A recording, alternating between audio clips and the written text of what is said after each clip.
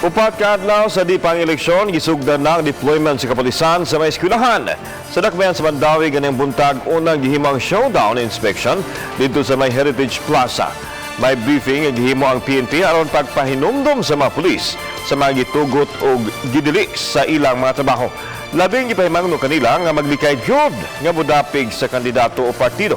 Ang kumilag miawhag sa mga pulis nga i-secure kung mahimo ang mga power sources sa mga eskwelahan kini aron masiguro ang hapsay ng eleksyon o di mabalda sa power interruption. To coordinate directly sa mga BEIs para sila mismo magkailanay sila, and then they will form kumbaga mga pagsabot ba kung sa ilang mga SOP dito pertaining sa election. We must be neutral. Not only that neutral indeed, but also neutral perception of neutrality. Even sa perception sa neutrality, maunay atong huptan.